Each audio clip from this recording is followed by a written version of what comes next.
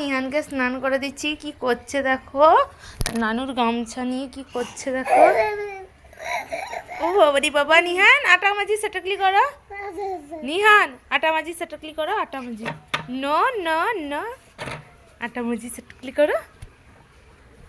ওই নিহান আটা মাজি সেটাকলি করছো না। নো, এই গামছাটা নেবে আবার।